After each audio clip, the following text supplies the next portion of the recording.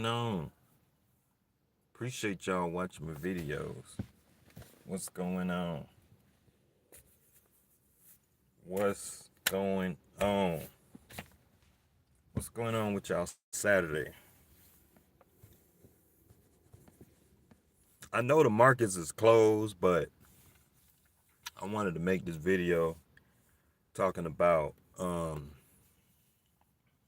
industrials. I've been meaning to talk about this for a while, and I was just sitting here. Man, let me make a video about industrial stocks, man, because we in trucking, you know, and if you in the trucking, that's trucking, industrials, right? The truck that you drive, the trailer that you pulling, I mean, the where you getting your fuel, some of your shippers and receivers, some of your customers are industrial customers, so you know and so there's no reason that if you a truck driver and you're making some good money and you have money invested in your 401k, you can also take some time to look at even the company that you're working for. Some of these companies in here, the companies some of y'all work for, you know. So, I mean, it's really no reason. So, like Avery Denson, like I pulled a lot of loads for Avery and Denson. Caterpillar, I pulled Caterpillar loads. Look, CMI, there's Cummins. You got Cummins. Some of y'all got Cummins engines in y'all trucks. I know some of y'all are engine heads. Y'all know everything you need to know about it. You know about them. You have key information that allows you to maybe look at Cummins in a certain type of way where, okay, somebody who's not an engine head, a mechanic, or, like I talked to some guys, they know everything there is to know about their engine in their truck. You can't tell them nothing. They know from every bolt. They do oil analysis. They are die-hard engine heads, and so, sometimes when you have a specialty, key information, that's leverage. You can use that as leverage. And so, you know, as being in the industrial industry, we have leverage and information. So, when we pulling loads for these customers, we got our truck. If you look at your truck is full of companies. You got the tires on your truck, Goodyear, Michelin. I know some guys, they love Michelin. They stand by Michelin. I know some guys, they stand by Continental tires. Some guys stand by Goodyear. Some guys, here go Eaton, the Eaton Corporation. I know some guys, transmission heads. They know everything there is to know about their transmission. You got Eaton Fuller transmissions are the transmissions that go in your truck. You got Allison transmissions. They're a publicly traded company. So, if I scroll down here, you got GE Aerospace. They make aircraft engines, jet engines. They're a jet engine manufacturer. GPK, graphic packaging. I mean, if you're in the trucking industry, I'm sure you pull these loads from GPK all the time. They make packaging materials, plastics. They make paper packaging materials. They make can containers. They make glass containers. They make the cereal box that go on a box of cookies, the the plastic that goes on the box of cookies, the canned goods, that that can that's made out of tin or whatever. That's who, when you buy a case of beer and you go to the grocery store, you buy a case of beer, that packaging is made by Graphic Packaging. You used to pull these loads all the time, all the time. Cardboard boxes. I mean, we can go on and on and on. You got International Paper. I used to pull International Paper loads all the time. Anything from big old paper rolls, from paper bales of paper, all the way down to finished product, to toilet paper, um, copy paper. I used to pull copy paper. I used to pull the paper rolls. If you're in the trucking industry, it makes no reason that we have key information. We're getting to go. We as truck drivers, we get to go to these customers. We get to do a tour of these customers and see how they doing business. We can see if these customers are busy. We can see if they're booming, or we can see if the business is declining. We get the chance to step on these customers' property and do a tour, and go online, and if they're a publicly traded company, we can go on and look at their financials as truck drivers. You know, we seen as truck drivers, man, we get to all these companies out here and pull their product. We get to see how it's selling. We get to pick it up, see how they manufacture it, and deliver it to a customer of theirs, and see how their customer is using the product. Like with International Paper, I used to pick up paper rolls, right? And I'll take the paper roll and take it to a company that manufacture envelopes, that manufactures specialized graphic paper. So, like one time I took a load of paper one time and delivered it to a architecture firm. It's an architecture firm. They create architect drawings and stuff like that. Um, I took loads of paper to it was did I say an envelope company? It's all kind of companies out here, man. So you got JB Hunt on here. I know some of y'all truck drivers, y'all know all about JB Hunt. Um, you got Old Dominion. They're a publicly traded company. Old Dominion, Packard. I know a lot of y'all are diehard Peterbilt fans. Y'all love Peterbilt. Guess who manufactured Peterbilt trucks? Guess who? Packard. Packard makes the engines. Packard makes the Peterbilt and the Kenworth trucks. You see them on the road. You look how nice they are. You go to the Kenworth, Peterbilt, Packard dealership, and you see that they selling the trucks. You can, as a Peterbilt, a lot of y'all own the Peterbilt. A lot of y'all are diehard Peterbilt truck owners. A lot of y'all are Peterbilt truck owners. And so you are able to see firsthand, as an owner of a Packard product, you able to see the full life cycle of a Packard product. And so you get to buy the product, use it, right? You bought the truck brand new. You used that truck for 10, 15, 20 years and never gave you no problems. You can stand on business that Packard makes a good product or not. You can stand there and say, man, Packard is good. Or you can come back and say, nah, I don't like Packard, man. They product is trash. I'll pass. And you can go online and look at their financials. You can look at the debt levels of the company. You can look at their profitability. You can look at the performance of the company. You can see what they're investing their capital in. You can see their long-term investments, what the future growth of the company. You can say, man, I'm going to buy some Packard stock. Here go Ryder. Okay, Ryder. West Rock. Here go West Rock. I know West Rock is a competitor to International Paper, Georgia Pacific. West Rock, they make paper products. I used to pull a bunch of paper bale loads, finished goods, all the way from raw product You know, I mean, you name it. Train Technologies, okay? Train Technologies is a very strong industrial company. You know, very strong, very solid, well managed company.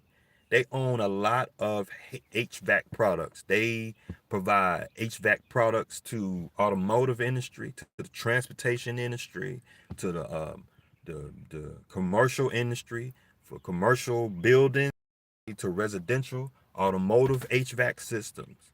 They do HVAC systems for restaurants, commercial HVAC system, and they do transportation.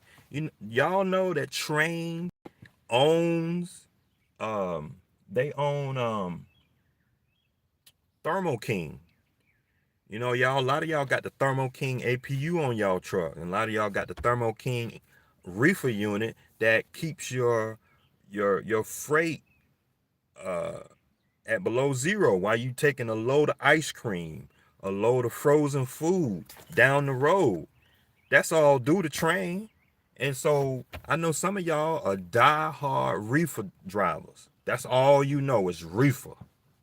You pull reefer loads, uh, strawberries, frozen food, seafood, all that stuff requires refrigeration. You need a refrigerated trailer. And guess who's keeping what unit is on front of that trailer? It's a Thermo King or some other models. There's different models out there, but Thermo King is owned by Train. And so I know some of y'all are die-hard reefer drivers. That's all you know, pulling reefer trailers. You know that Thermo King unit behind you better than anybody in the world because you've been using it for 20 years. It's no reason that you should know the ins and outs of whether Thermo King, aka Train Technologies, is a good product. You should know. And then you can go online and look at the financials. You will have leverage on the market. So whenever the stock market crash, whatever the case it is, if the stock market crash, and you look at the financials of Train, and you like, man, there's absolutely nothing wrong with Train, aka Thermo King. There's nothing wrong with the company. They got cash on the books. They got no debt relative to the cash. They got customers. There's nothing wrong with the company. It ain't broken. So you can get a good deal by loading, backing the truck up and loading up on some Thermo King because you have that inside knowledge. You have that inside knowledge. You got UPS. Okay, there's everybody know UPS. It's Volvo. You know, I know some of y'all don't drive Peterbilt. You don't drive Kenworth. You don't drive a Freightliner. You drive Volvo. It's Volvo. I know some of y'all drive Volvo trucks. Um, um, Vontier Corporation. Vontier Corporation, they make the fuel pumps. When you go, um, when you go to the fuel pump, to the fuel island and fuel your truck up, they make the fuel pumps. Yep. And this is key leverage information that as truck drivers on a daily basis we are integrated with these types of businesses. So it makes no reason, and we should have inside knowledge to be able to invest in these companies. Um, uh, Waste management. I'm sure all of y'all at some point in your life had contact with waste management, either at the personal level where you got the garbage can in the front of your yard, waste management, or commercial trash, or as truck drivers, we pull loads for waste management. We may pick up a paper bale load from Walmart. I picked up a bunch of paper loads from different companies, from Target, Walmart, Amazon. Take the paper bale loads, drop them off at a recycling company like Waste Management. Okay, drop it off at West Rock. Drop that load off, that paper bale load at West Rock International Paper. They take that old used cardboard paper, they make it into new paper. We have inside knowledge, leverage knowledge that we can use to invest in these companies. We know that we running these lows all the time. These companies must be doing good. And then you get to apply what you see in the field. You get to see what you observe as a truck driver going to all these companies and look at the financials, the performance, and you can really have a better understanding because you actually been to the company. You actually been to the company. Okay? Wabash. Everybody know Wabash. If you've been in trucking, all y'all know Wabash. Okay? Wabash. They make the trailers.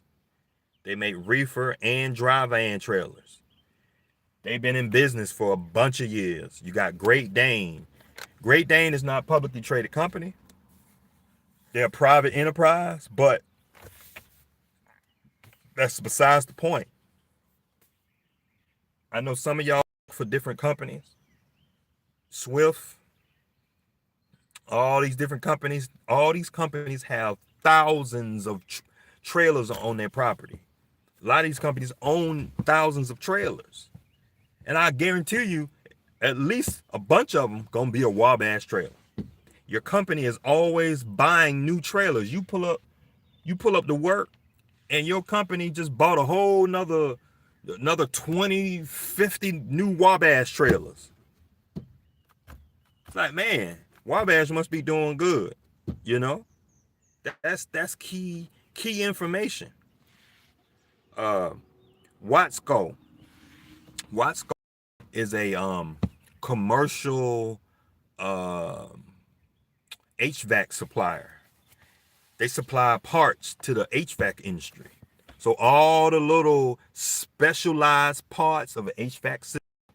So all the parts that Train would buy, Thermo King would buy, they get it from Watsco. That's where they get it from. All the little valves and tubes and hoses and um, um, copper hoses and different screws and nuts and bolts, compressors. That they are a distributor. They are a worldwide distributor of HVAC products. Watsco. And I know some of y'all may be some HVAC technicians. Some of y'all may be truck drivers that work for these distributors where y'all would pull HVAC systems. These are good, strong companies. Okay? You got XPO. You got Logistics, formerly known as Conway. XPO bought out a bunch of little LTL companies, but I know XPO was Conway back in the day, and XPO bought some of old UPS contracts, and then they bought a lot of Conway. For what I understand, I don't think UPS does any truckload. They don't do too much truck business. They sold off a lot of that business. Overnight, they had overnight, the truckload division. They sold a lot of that stuff off. But the point is that the fact that I know that, I didn't even have to work hard. I just knew it because being in the trucking industry, you see other drivers, you talk with other drivers, and you can't help it but to be in the industry. And you just hear, and you conversate with other drivers, and you just can't help it. You just can't help but to hear it. And so that's the industry, you know. There's a whole bunch of other companies. You got Ryder. Did I talk about Ryder? You got Ryder, Penske. These are all companies, man. Like, you can invest in these companies. You can look at their financials. You got FedEx right here, Eaton Fuller, you got Chevron, you got Dover Corporation. Like I said, Dover is a pump supplier for the fuel industry. You know, when you go up to the fuel pump, that whole pump at the gas station, that's who manufactures the whole pump assembly. When you go up to the gas station, put gas in your car, your truck, or whatever, Dover is responsible for that. That whole electronic system, the pump, everything. So those fuel pumps at the gas station are that's due to Dover. That's who manufacture those. And so these are solid companies. These are solid companies. You got CSX. You got the rail business. You got Norfolk Southern. I forgot all about them. Norfolk, CSX. You got all the rail companies. These are strong industrial companies. Okay. You got Caterpillar. You got Air Gas. I ain't even talk about them. Air Products and Chemicals. That's Air Gas. Anytime you see a guy welding or you see them trucks going down the road, those white and green tanker trucks going down the road, it's got the materials placards all over them. That's these guys here, Air Gas. That they're a very solid, profitable company. I was looking at the financials; they're pretty good, man. It's AI can't touch these. They are solid people. I mean, this it's a solid company. So you talking about CO2, okay? They're part of the manufacturing industry. So when you go to the store and buy some Coca-Cola or something like that, they put in the CO. They manufacture the CO2 in your Coca-Cola. That gives the CO, the bubbles in the drink. Welding, helium for balloons, you name it. I mean, this Air Products is ingrained in our everyday lives and we don't even know it. These companies are not going nowhere. They're not going out of business. They're not going nowhere. 3M, these companies are not going nowhere. These are good, solid companies. So, um, um, let me see. Let me see. Let me look at Caterpillar. I looked at Caterpillar already. They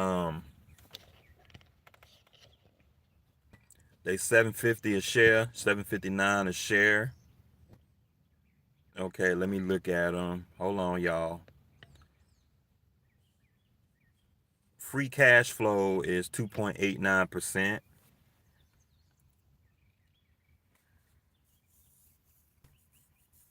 So that's basically what the company is making. They're making about 2.89% free cash flow. After we do all this, we spend all this money to be in business, they're making 2.89%.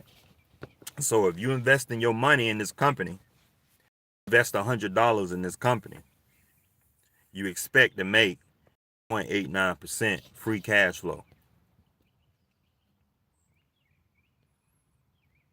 Okay. So they got $9 billion in cash, $30 billion in debt. Industrial companies usually carry a lot of debt because they're industrial companies.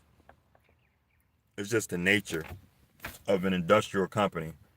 So, like trucking companies, um, airline companies, you know, it's a asset capital heavy business, So like for example, a trucking company, you know, JB Hunt, UPS, to buy a truck is very expensive. To buy trailers, buildings, and real estate, they may have 30, 40, 50-year leases on the warehouses and stuff like that, the property, because it just takes a lot of capital to run these types of businesses. Because like with a manufacturing business, you got to have the equipment, this expensive manufacturing equipment to manufacture the product, and the property, the plant property and equipment. You got the land, you got it's just a very capital intense business. Now, like, for example, you got an IT business like Amazon, or you got an IT business like Facebook. It don't take up a lot of capital to run it because the business is on a server, on a computer. And so you talking about a physical business like manufacturing, international paper, where they create physical products. You may see that a lot of these businesses make a debt, which that it may not be that bad. I don't like a lot. I don't, when I invest in a company, I don't like a company that have a lot of debt. However, it's common to see the industrials that have a lot of debt. It's not too many industrial companies that are debt free. But there are other things that we need to look at. So, like profit margin, margin, um, earnings per share, um, cash flow. You want the company to be, so basically what I'm saying is, like, you want the company to have some leftover money once, every quarter. It's just like when you have a job. Like if you had a job and your bills are, say you make $1,000 a week. Well, you don't want your bills to be $1,000 a week. You want some free cash flow left. You want to be able to go out, take your wife out, take your kids out, and save for retirement. So you don't want your bills to be more than, maybe, if you take home $1,000 a week, you don't want your bills to be more than maybe 400 a week, 500 a week at the maximum. You don't want your bills to be that much because you want $500 left over to go buy groceries. You want to save for retirement. You want to take your wife or girlfriend out, take your kids out. You want to go on a vacation. You want to save for retirement. And so I want to, when I look at a business, I want to see free cash flow. Um, so you look like their revenue is, over the last 10 years, is decent. It's not the best, but it's decent. It ain't all the way up to the right, but it trends upward to the right. Um, looks like during COVID, during 2020, I'm gonna say just about every doggone business was affected in some way. But it seems like they came back. So 2021, 22, 23, 24, is not too bad. You got net income, you got cash flow is steadily increasing up to the right. Earnings per share is not perfect, but it's steadily moving up to the right. Um, I think this 2025 number is down because of 2025. It's the tariff. Because a lot of these companies import materials to do their business. And so, see right here, the net income is less because expenses probably went up. See, like, revenue is steady, right? See, look, revenue is steady. And then you got net income is down. And the only thing I can think about with that is due to the expenses were higher. That's the only thing I can think about. And they're consistently playing higher, increasing their dividends. You know, um, Caterpillar is not like the best stock to buy in my opinion, but you know, to be an industrial company, as truck drivers, we have insight in industrial sector. Running trucks, we running loads. I've been to Caterpillar's manufacturing facility a handful of times, and it's a well-oiled machine. It's a well-oiled machine. I ran parts for them, all kind of products for them, You know, some of y'all who run flatbed, y'all know what I'm talking about, because those are the guys that's running Caterpillar loads, going to Caterpillar locations, and you running the Caterpillar equipment to a customer, Caterpillar, tractor or backhoe or whatever the case may be. Um, so you know, that's Caterpillar, man. I don't know how to get my comments.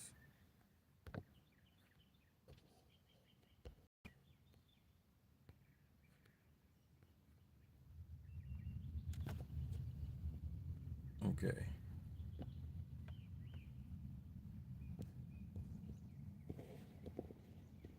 Okay, hold on, yeah. I'm trying to, cause my comments come up and then they disappear.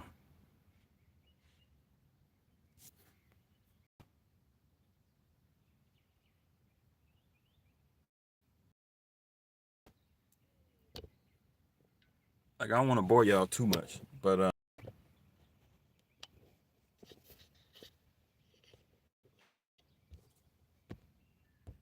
where my comments at? But anyway, let me look at one more company. Matter of fact, let me look at Air Gas. I heard Air Gas is a decent company. They're pretty good. They 280 a share. 280 a share, right? So they 280 a share. Okay. They got negative 4.49 free cash flow. I don't know if I want to invest in a company that got negative cash flow. I don't know what to tell you. I can't even lie to you. I can't even lie to you. I don't want to invest in a company that's got negative cash flow. But let me keep looking. It looks like their price is a little bit too high for what I want to pay. Um, like the price is a little too high.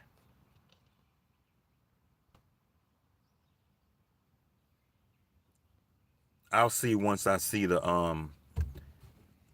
information down at the bottom. Their revenue is pretty steady. It ain't it ain't no tech stock going up like to the moon or nothing.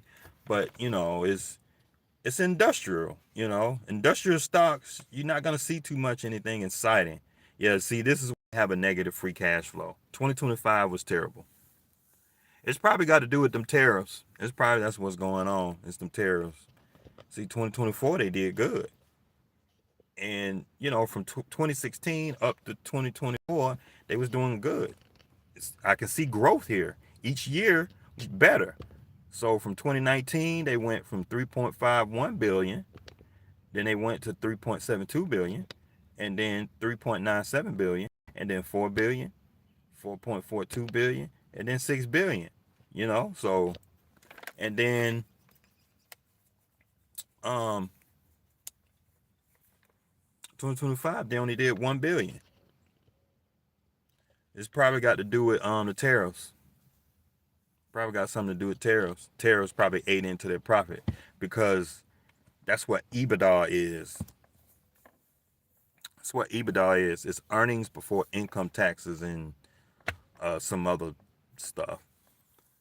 So you get to see how much does operations expense affect net income, which is fine for a business because that means you got more write-offs. You just got more write-offs. But hopefully, tariffs will lighten up a little bit. Um, yeah, them tariffs hurting this company. Free cash flow is down. I don't know if I want to invest in a company with free cash flow down like that. Um, yeah, they almost running out of cash. 1.8 billion. Um, almost running out of cash. Having low cash, I want to say is bad, but I want to see the company is able to because with their it's high enough, that means they have cash flow to be able to pay their debts. So if they have 18 billion in debt, right? And then we go back up here and we look at the free cash flow is where's free cash flow?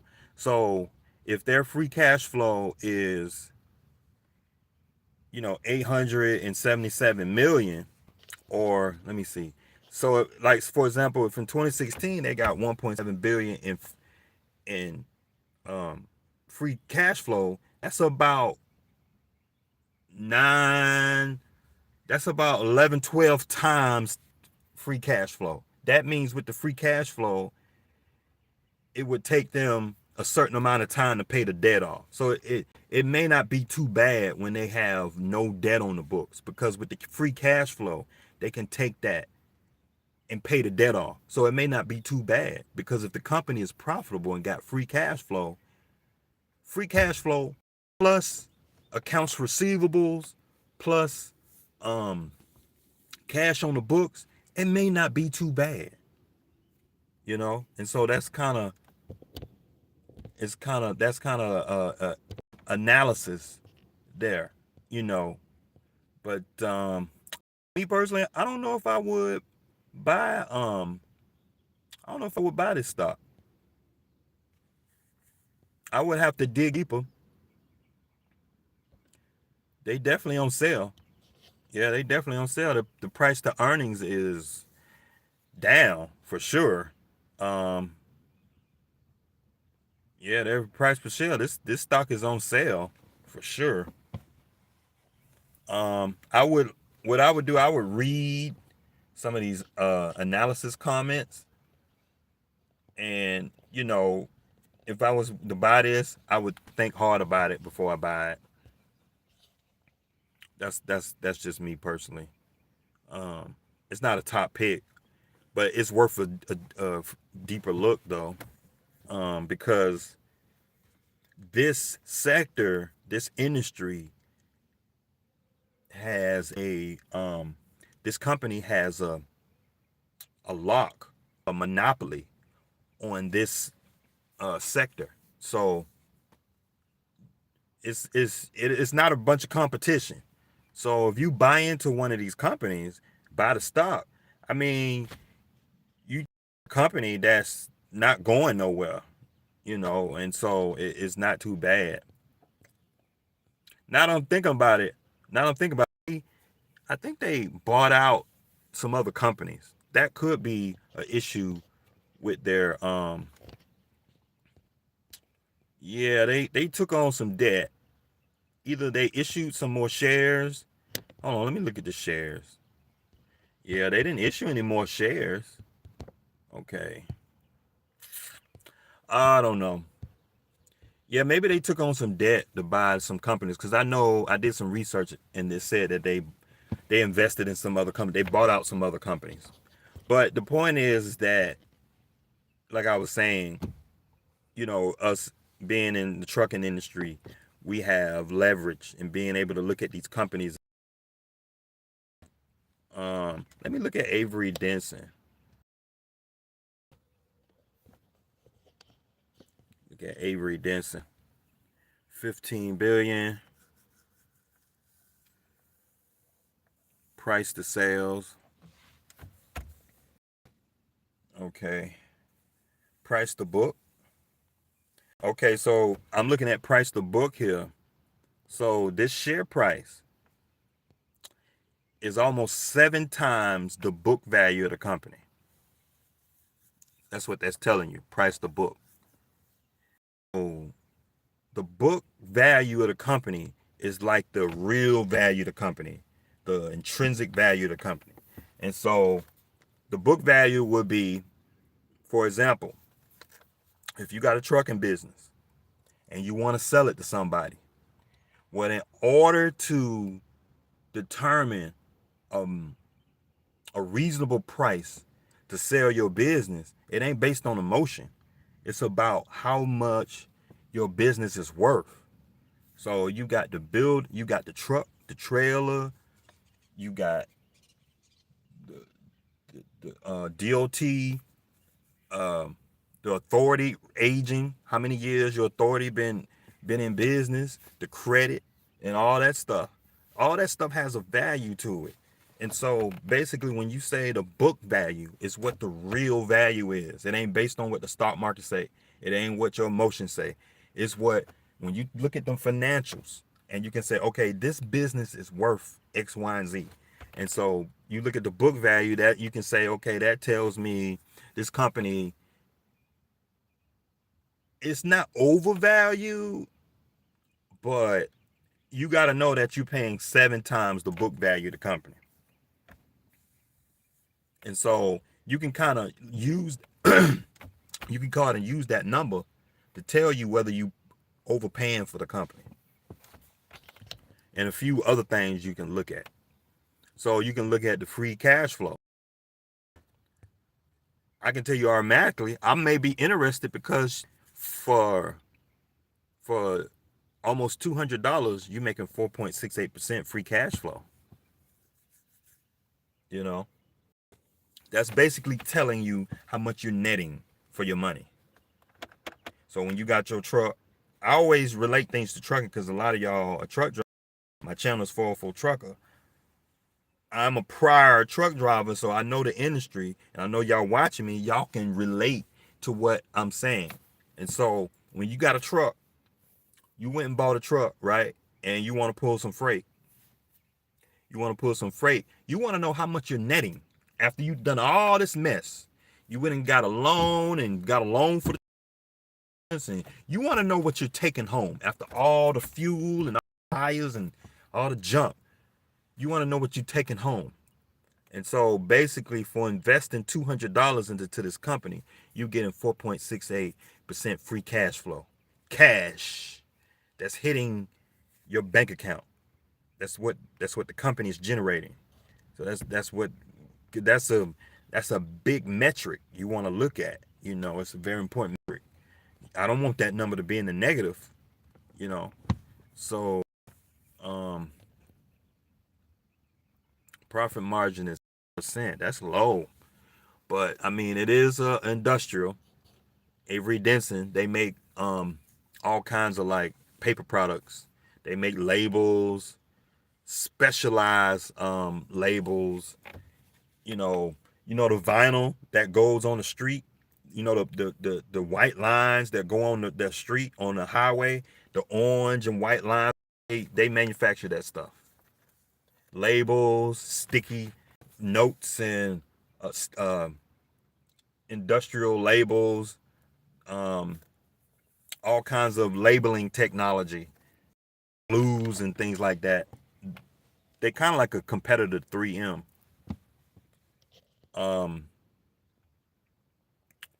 Cash, 200 million in cash. They got 3 billion in debt. You got a dividend yield of, okay. Payout ratio ain't 41%. That ain't too bad. Price is a little high compared to the rate of return that you're getting. Revenue is steady. It ain't going to the moon. It's steady. Net income, nothing fancy. I mean, these industrial companies, they don't really give you nothing fancy. These are just steady, boring companies. These companies are not tech companies. These are industrial companies.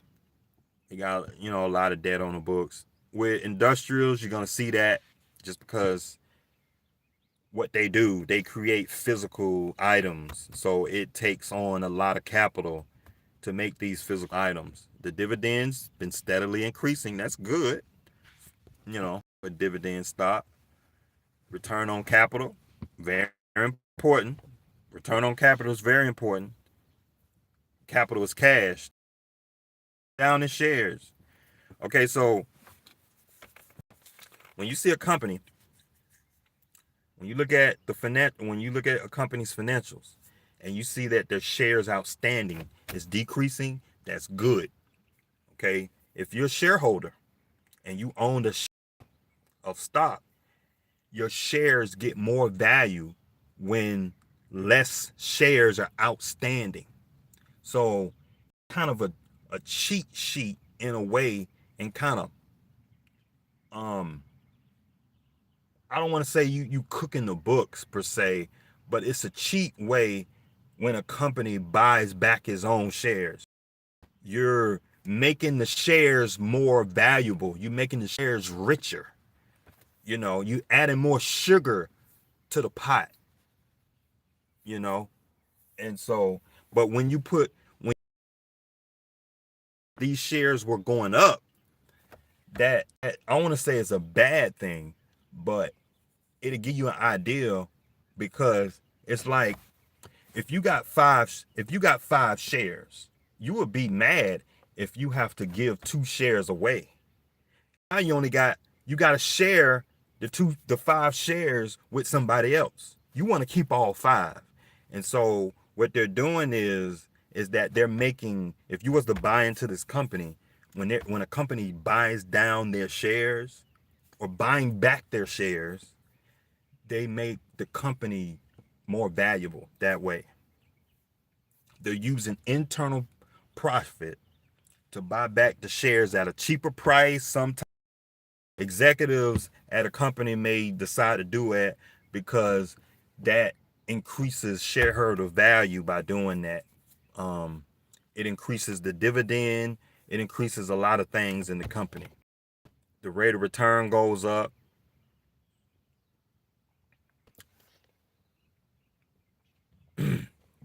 It shows right here. So it shows because the PE is going up. It went up just a little bit, just because you can see here they're buying down the shares. It's going up just a little bit. And then you got expenses are going down. So expenses are down here in 2025, which is pretty good for a capital asset heavy type of business where their expenses to be going down. That's not too bad.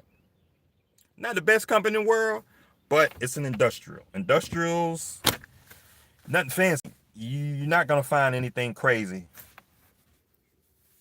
The financials don't really look crazy. They don't look that great, because it's industrials. So, um,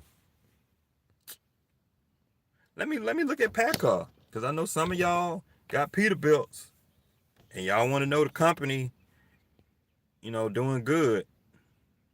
Okay, so Peterbilt sitting at 67 billion.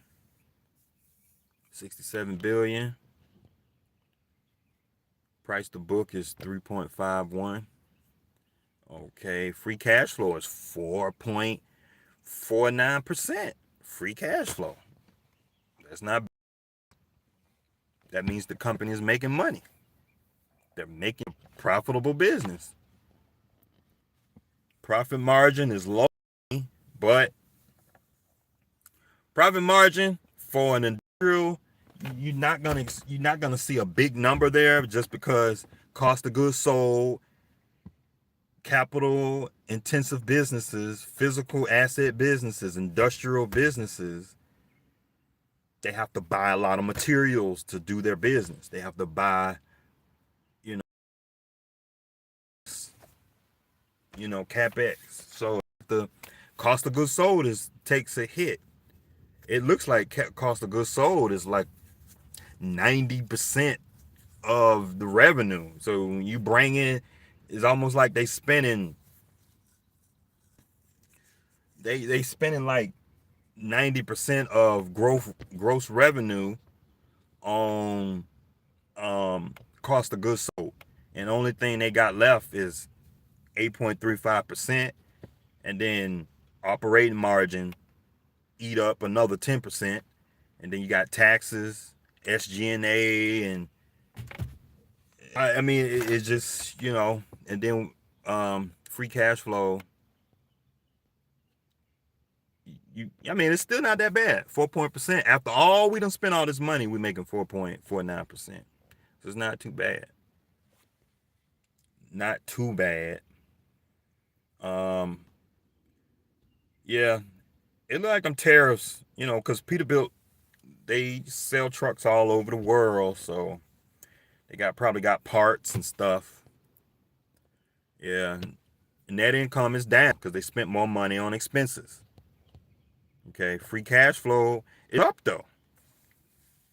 So the management team of this company is doing a good job to me to see that free cash flow is staying somewhat consistent through all of this mess with the tariffs. You know, like they pay out their dividend once a year. That's all these gaps right here.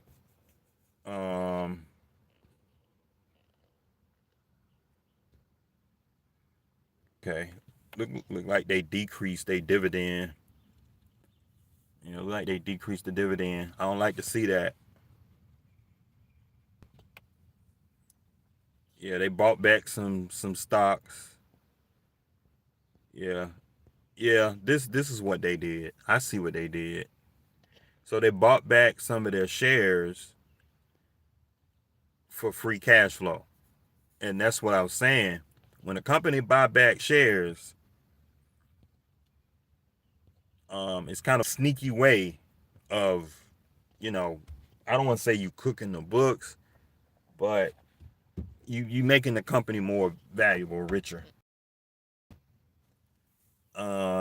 Expenses. Okay. So Peterbilt, Packard, I mean, it's not like the best company in the world, but I know some of y'all diehard Peterbilt drivers, Packard owners. I know some of y'all just love y'all Peterbilt. So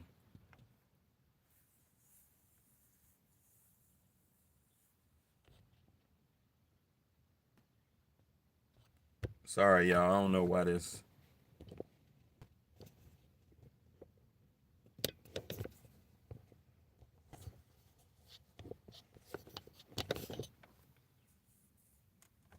I don't know what happened here. I don't know what happened. Come on, bring my list back up now. But anyway, oh man, I've been sitting here for an hour. But anyway, man, I just wanted to just make a video.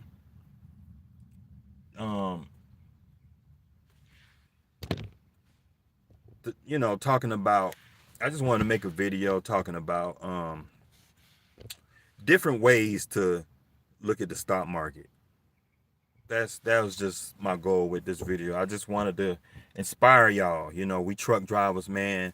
We got to look out for each other, and I'm just trying to share information. It's just something that come across my mind, and I was like, man, let me share and make a video. I mean, if you watch my videos, I appreciate you. And so, you know, I just wanted to share what was on my mind, and I hope maybe I inspire y'all to look at the stock market in a different way, and take care of you and your family, because ain't nobody looking out for us. Ain't nobody looking out for us, man. And so, I'm just trying to a champion for truck drivers and share the information for us. Everybody else talking about stuff. You got all the industries out there, all the professions, everybody taking care of each other. And so I just want to put out information for us, because I don't want to see us not knowing financial intelligence, knowing stock market. I need y'all to learn how to look at the stock market, so way to get out that truck, you can have some wealth. You can be able to retire with some dignity. That's all I want. You do that, y'all learn how to read these companies, learn how to evaluate these companies, and invest in these companies. Don't be scared of it, man. It's just common sense. If you look at these companies, this number add up to this number plus this number, you know, and if you running a truck, you know, it'll make sense to you, because I know some of y'all do your own taxes on your truck. You keep a P&L on your truck.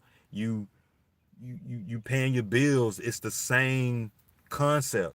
It ain't that deep. Don't be scared of the stock market, man. You know, scared of it. And so I need y'all to invest, you know, save for retirement, and you know, and this is how you build wealth, man. You pay your house off and you invest in the stock market. You know, I mean, it's a bunch of other things you can do. You can start a business. You can do some high risk ventures. Don't make it complicated. Don't make it complicated. It's simple. Out of every paycheck, you put a few dollars aside and buy some of your favorite companies that you're knowledgeable about. You got Apple, you got Amazon, you got ExxonMobil, JP Morgan, Microsoft. These are all common companies that are not going nowhere. They're not going nowhere. And I pull up my industrial watch list. You know, I went through some of these companies. You got FedEx, you know, ITW.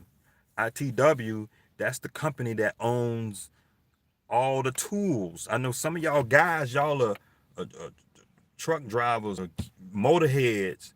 You work on your own car, you work on your own trucks. Well, ITW has a large portfolio of brands. I think they own DeWalt, Ryobi, they own all Stanley, they own all these tool companies, all the tools and gadgets that you use every day. ITW, that's ITW right there. ITW. And so, um, invest in some of these companies, man. Like, take some of your money and you'll be all right. You know, some of y'all may work at some of these companies that I'm looking at, and you come to work every day, and you know before anybody else if something going on with this company. And so, there's no reason that either to your benefit, if something going on and you working at some of these companies, I know some of y'all work at FedEx, some of y'all work at UPS, something going on with Dominion, some of y'all work at Waste, some of y'all work at XBO, some of y'all may work at uh, um, Norfolk Southern. You know, I know a couple guys who work at Norfolk Southern. I mean, you know, and it's just, you know before anybody, because usually when you work at the company, you know, like 6 months, a year, 2, 3 years before anybody else know. Your When you log on to your computer at your job to check your pay stub, and on the company um, internal website, it'll have company information, uh, profit information, earnings, performance information about the company. The fact that you work at the company, you should know. The fact that you work at a company, every year, every 6 months, you getting a bonus based on the performance of the company. Because management has sent out an email, company website, hey everyone, this quarter we did great. Thank you. Congratulating everybody, and you get a bonus. You get a bonus. I worked at a lot of these companies, and that's what happens. I'm telling you. I'm not making. I'm telling you. And so there's no reason that if you work at some of these companies, and we involved in some of these companies, we should have leverage key information before anybody else. We know before things happen. We can come in and buy before this stuff happening, or we know this was gonna happen. We sell off the stock, or we know that something else is happening, that the stock price gonna drop, so we gonna come in and buy it at a discount. You know, et cetera, et cetera. You know, but anyway, I'm gonna get off my soapbox. You know, and I'm a I'm gonna leave it at that. But I appreciate y'all watching my videos, man.